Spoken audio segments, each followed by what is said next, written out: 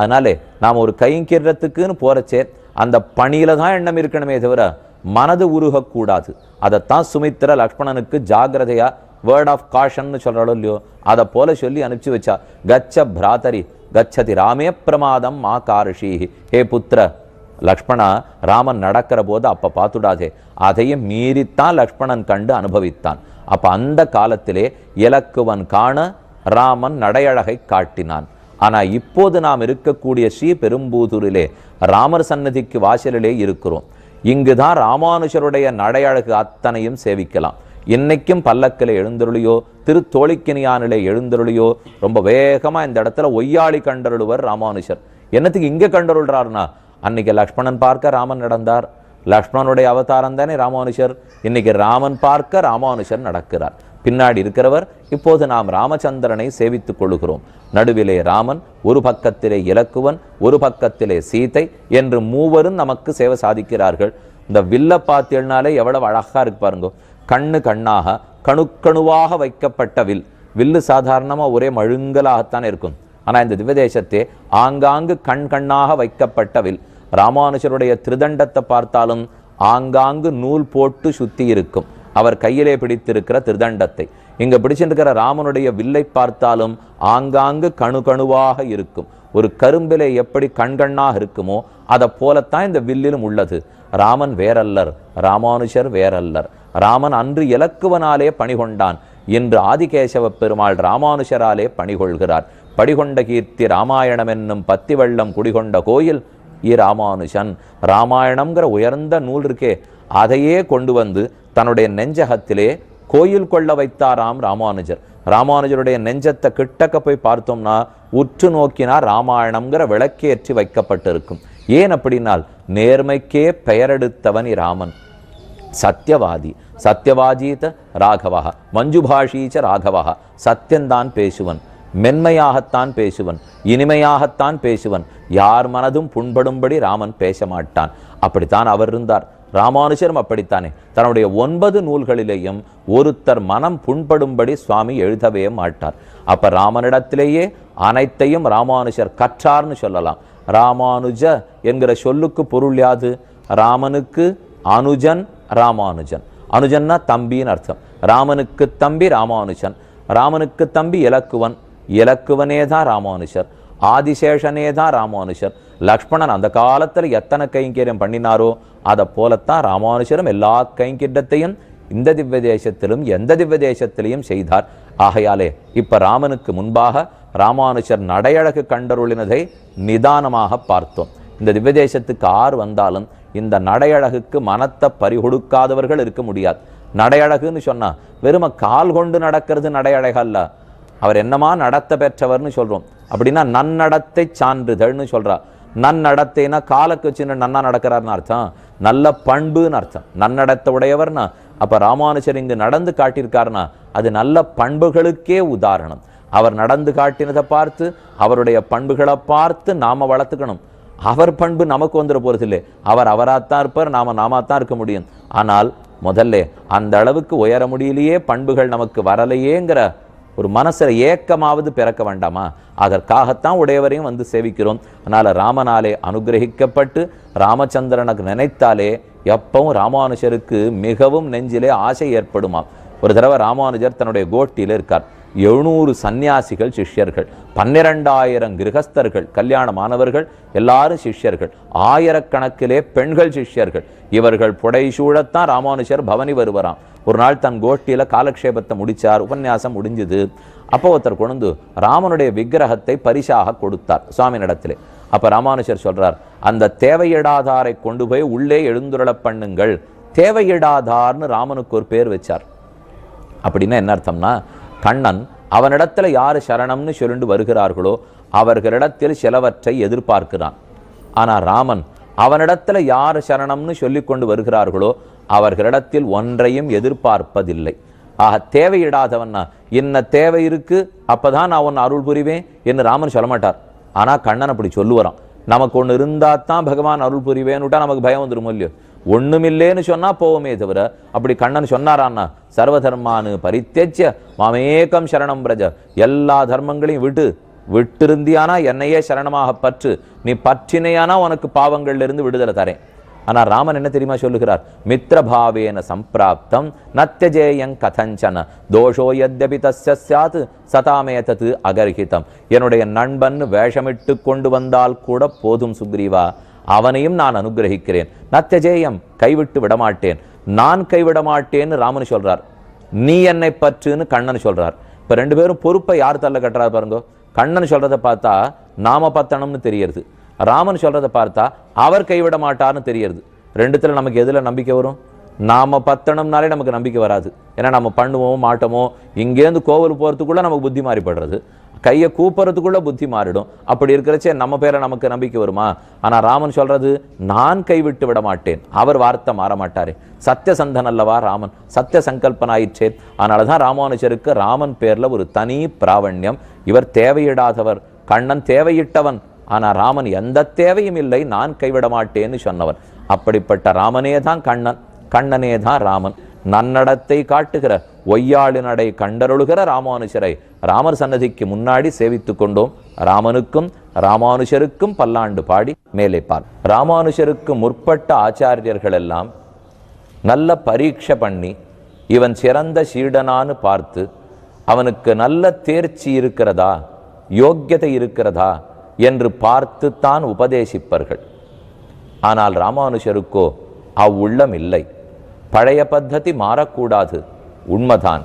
ஆனாலும் இப்படியே நாம் பிடித்து கொண்டிருந்தால் மேற்கொண்டு கலியுகம் முற்ற ஞானம் குறையப் போகிறது, ஸ்ரத்தை குறையப் போகிறது, ஈடுபாடில்லை, பொழுதில்லை. அப்படி இருக்கும்போது இவ்வன்பர்களுக்கு எங்கே உஜ்ஜீவனம் கிட்டும் என்று நினைத்து கொண்டு இனி தகுதி என்று மட்டும் பார்க்காதீர்கள். அது அவசியம் வேணும். ஆனால் எதை தகுதியாக கொள்ள வேண்டும்? பெருமானை தெரிந்து கொள்ள வேண்டும், அவனை அடைய வேண்டும் என்கிற ஆசை இருப்பவர்களை எல்லாம் தகுதி படைத்தவர்களாக கொள்ளுங்கள். ஏற்கனவே நல்ல படிப்பு, நல்ல ஞானம், அது தகுதியாக இருந்தது. ஆனால் ராமானுஜர் தெரிவித்தார், ஞானம் வேணும், படிப்பு வேணும், அதை விட ஆசை முக்கியம் அல்லவா? ஆசையே தகுதியாக வைத்துக் கொள்ளுங்கள், உலகோருக்கு உபதேசியுங்கள் என்று தெரிவித்தார். அதனாலதான் எல்லாரும் ராமானுஜர் திருவடிகளை வணங்குகிறார்கள் என்று மணவாள மாமனிகள் சாதிக்கிறார். இப்போது நாம் ஸ்ரீபெரும்புதூரில் ராமானுஜருடைய சன்னதிக்கு அருகிலேயே இருக்கக்கூடிய மணவாள மாமனிகளுடைய சன்னதியில் இருக்கிறோம். இந்த சன்னதிக்கே உண்டான பெருமை, சில முக்கியமான நிகழ்ச்சிகள் இங்குதான் நடந்துள்ளன. தற்போது நாம் பக்கத்தில் இருக்கக்கூடிய தூணியில் எதிராசர் ராமானுஜருடைய திருவுருவத்தை சேவித்துக் கொண்டிருக்கிறோம். இங்கு எதற்காக ராமானுஜர் இருக்கிறார்? இந்த மண்டபத்தில் வேற எந்த தூண்களிலேயும் ராமானுஜர் இல்லை, இங்கு மட்டும் இருக்கிறார். இந்த இடத்துக்கு ஒரு முக்கியத்துவம் உண்டு. இங்குதான் ராமானுஜர் திருவவதாரம் பண்ணின பிற்பாடு அக்ஷராபியாசம் நடந்த இடம். சிறு குழந்தைக்கு படிப்பு சொல்லி கொடுக்கிறார்கள், எழுத்துக்களை எழுத தொடங்க வைப்பார்கள். அப்ப வாத்தியார் சுவாமி வந்து தாயார் தகப்பனார் பிள்ளைய மடியில உட்காத்தி வச்சுட்டு நெல்லு பரப்பி மண்ணு பரப்பி அதுல கையால ஆ ஆ ஈ ஊ அப்படின்னு எழுதி சொல்லி கொடுக்கிறாளோ இல்லையோ, இதுதான் அக்ஷரத்தை அபியாசம் பண்ணி விடுதல், அக்ஷராபியாசம்னு சொல்லுவார்கள். அதை போல ராமானுஜருக்கு அக்ஷராபியாசம் செய்த இடம், அவர் முதல்ல ஆனா ஆவன்னா படிக்கிறதுக்கு ஆரம்பித்த இடமே இந்த இடம்தான். இதை யார் தெரியுமா பண்ணி வைத்தார்கள்? அருகிலே இருக்கிறது மண்ணை அளைந்த பெருமானுடைய கோவில். மண்ணளைந்த பெருமான்னு சொல்லுகிறார்கள். மண்ணை அளைவதனால் ராமானுஜருக்காக பரப்பப்பட்ட நெல்லை இந்த பெருமாள் அளைந்து மேற்கொண்ட ஆனாவன்னா இவர் தெரிஞ்சுக்கட்டும் அப்படின்னு சொல்லி வைத்தாராம். பெரிய திருமேனியோட உள்ளுக்குள்ளே பெருமாள் சேவை சாதிக்கிறார். இந்த விதத்தில் ராமானுஜருடைய அக்ஷராபியாசம் நடந்தபடியால் முக்கியத்துவம் இவ்விடத்துக்கு உண்டு. மேலும் 2 முக்கியமான சன்னதிகள் இந்த சன்னதிக்குள்ளே உள்ளன. ஒன்று ஸ்ரீ பிள்ளை லோகாச்சாரியருடைய சன்னதி. லோகாச்சாரியாய குரவே கிருஷ்ணபாதஸ்ய சூனவே சம்சார போகி சந்தஷ்ட ஜீவ ஜீவாதவே நமஹா. பிள்ளை உலகாரியன் 1205 ஆண்டிலிருந்து சுமார் 120 வருஷங்கள் இப்பூவுலகத்திலே எழுந்துருளியிருந்தவர். கீழே சொல்லும்போது ராமானுஜரும் 120 ஆண்டுகள் இருந்திருந்தார்னு சொல்லியிருந்தேன். அது 1017 1137 வரை. அதற்கு பிற்பாடு 1205 சுமார் 1325 லோகாச்சாரியர் எழுந்துருளியிருந்தார். அதற்கு பிற்பாடு 1371 1443 வரை மணவாள மாமனிகள் எழுந்துருளி இருந்தார். இதிலே ராமானுஷர் மட்டும் ஸ்ரீபெரும்புதூர்ல அவதரித்தவர். ஆனா மணவாள மாமனிகளோட தெற்கு கோடியில் இருக்கிற ஆழ்வார் திருநகரிலே அவதரித்தவர். இப்ப இந்த 3 பேருக்கும் என்ன தொடர்பு? ராமானுஷர், பிள்ளை லோகாச்சாரியர், மணவாள மாமனிகள். இவர்களுக்கு என்ன தொடர்பு இருந்ததென்னால் எல்லாரும் உபய வேதாந்திகள். சம்ஸ்கிருத வேதம், திராவிட வேதம் இரண்டையும் இரு கண்களாக கொண்டு ஸ்ரீ வைஷ்ணவத்தை, பக்தி மார்க்கத்தை பரப்பியவர்கள். ராமானுஷர் தன்னுடைய கொள்கைகளாக, சரணாகதி கொள்கையாக என்னென்னெல்லாம் வெளியிட்டிருப்பரோ அது அத்தனையும் பிள்ளை லோகாச்சாரியர் 18 நூல்களிலே எழுதி வைத்தார். அதற்கு அஷ்டாதச ரகசியங்கள்னு பேர்.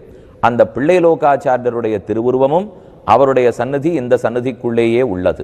ரொம்ப ஆச்சரியமான திருமேனி. ஐப்பசி மாசத்திலே சிரவண நட்சத்திரத்திலே திருவவதாரம் பண்ணினவர் பிள்ளை லோகாச்சாரியர். அடுத்து அவருக்கும் மணவாள மாமனிகளுக்கு என்ன சம்பந்தம்?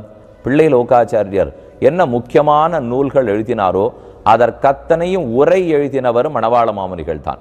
என்ன மூல நூலை மட்டும் பார்த்தால் ஆழ்ந்த பொருட்கள் நமக்கு புலப்படாது. அதனுடைய உரை நூல்களை வாசிக்க வேண்டும். அந்த உரை எழுதுவதில் தனி சாமர்த்தியமா மணவாள மாமனிகளுக்கு. எதிராஜரான ராமானுஜருக்கு எப்படி உரை எழுதுவதிலே தொடர்போ சாமர்த்தியமோ அதை போலத்தான் மணவாள மாமனிகளுக்கும். பிள்ளை லோகாச்சாரியர் எழுதி வைத்த ஸ்ரீ வச்சனபூஷணம், ஷுப்படி, தத்துவத்ரயம் ஆகிய 3 முக்கியமான நூல்களுக்கு மணவாள மாமனிகள் உரை எழுதினார். அதோடு இல்லாமல் பிள்ளை லோகாச்சாரியருடைய தம்பி, அவருக்கு அழகிய மணவாள பெருமாள் நாயனார்னு திருநாமம். அவர் ஆச்சாரிய ஹிருதயம்னு ஒரு நூல் எழுதினார். அதற்கும் ரொம்ப நீண்ட வியாக்கியானம், உரையை மணவாள மாமனிகள் தான் சாதித்தார்.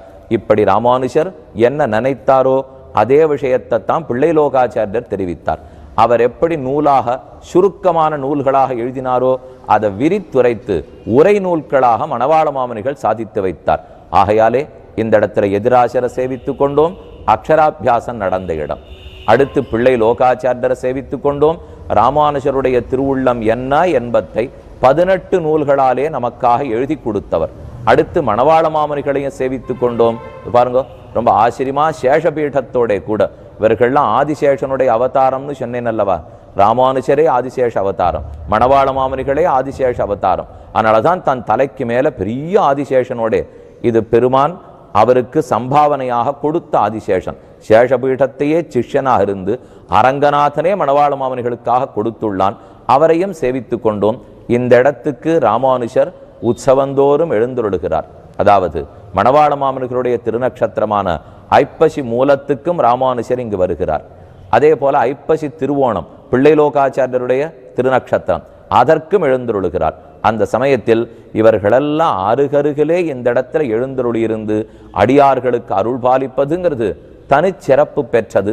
அதை காண்பதற்கு கண்கோடி வேண்டும். அதனால் அவசியம் அடுத்த தடவை எப்போ உங்களுக்கு பொழுது இருக்கிறதோ ஐப்பசி மாசம் திருவோண நட்சத்திர தன்றைய தினம் இந்த இடத்துல வந்தீர்கள் என்னால் பெருமாளும் ஏழ்றார். ஏன்னா சிரவணம் அவருடைய திருநக்ஷத்திரம்.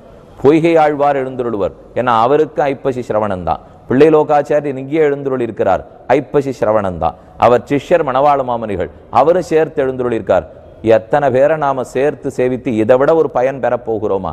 பகவத் ராமானுஜருக்கும் அவர் திருவுள்ளப்படி 18 ரகசிய கிரந்தங்களை எழுதின பிள்ளை லோகாச்சாரியருக்கும் அவ்வர்த்தங்களை நமக்கு பிரியும்படி விரித்துரைத்த விசதவாக் சிகாமணிகளான மணவாள மாமனிகளுக்கும் பல்லாண்டு பாடி மேலே நோக்குவோம்.